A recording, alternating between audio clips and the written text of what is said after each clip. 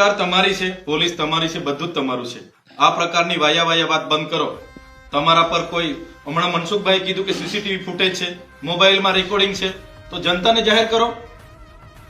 મોબાઈલમાં રેકોર્ડિંગ છે કીધું ને એમને, સીસીટીવી ફૂટેજ છે, જાહેર કરો. હું તો કેમ છું, મોબાઈલ રેકોર્ડિંગ ને સીસીટીવી ફૂટેજ જાહેર જનતાને જાહેર કરો. હું જાહેર જીવન છોડવા તૈયાર છું.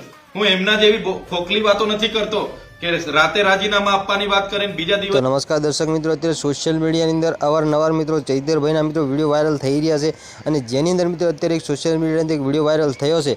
અને એની અંદર મિત્રો ચૈતરભાઈ વસાવા અને મિત્રો મનસુખભાઈ બંને વચ્ચે મિત્રો આ વિડીયો એટલો બધો વાયરલ થઈ રહ્યો છે કે જેની કોઈ હદ નથી. તો દર્શક મિત્રો શું છે વિડીયોની સાચી હકીકત, બધી માહિતી મિત્રો આપણે આ વિડીયોની અંદર આપવાના છીએ. અને આગળ મિત્રો તમને વિડીયો બતાવવાના પણ છીએ કે જેની અંદર ચૈતરભાઈ વસાવા મિત્રો શા માટે એવું બોલી રહ્યા છે કે હું મારું જીવન છોડવા માટે તૈયાર છું. અને મિત્રો મનસુખભાઈ એવું કહી રહ્યા છે આ તો કેમેરા ફૂટેજ છે અને મિત્રો આ તો કે રેકોર્ડિંગ છે. તો દર્શક મિત્રો બધી માહિતી આપણે વિડીયોની અંદર આપવાના છે કે મનસુખભાઈ આવું શા માટે કીધું છે અને ચૈતરભાઈ વસાવા એની સામે શું બોલી રહ્યા છે. તો દર્શક મિત્રો બધી માહિતી આપણે વિડીયો અંદર આપવાના છીએ. તો વિડીયોની માહિતી આપી એના પહેલાં તમે આપણી ચેનલ પર પહેલી વાર નવા આવ્યો તો ચેનલને સબસ્ક્રાઈબ કરી લેજો, જેથી કરી બીજા પણ વિડીયો મળતા રહે તમને સૌથી પહેલાં. તો દર્શક મિત્રો ચૈતરભાઈ વસાવા એ મિત્રો ડેડિયાપાડાનો ધારાસભ્ય છે. અને દર્શક મિત્રો ચૈતરભાઈ વસાવા એ મિત્રો ક્યારે આવું બોલ્યા અને શા માટે આવું બોલ્યા અને કેમ મિત્રો ચૈતરભાઈ વસાવાને આવું બોલવું પડ્યું છે, બધી માહિતી મિત્રો આગળ તમારા વિડીયોની અંદર બતાવવાના છે. તો દર્શક મિત્રો તમે વિડીયો પૂરો જોઈ લેજો.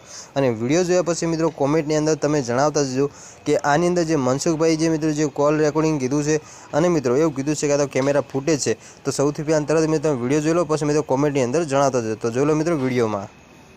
બિચારા ગભરાઈ ગયેલા છે, આજે રજા પર ઉતરી ગયેલા, આજે મજબૂરન એમને બેસવું પડ્યું છે. તમે જોયું એમની રજા મંજૂર થયેલી છે, છતાં એમને સરકારના દબાણથી બેસવું પડ્યું છે. એટલે કલેક્ટરની મજબૂરી હું સમજી શકું છું.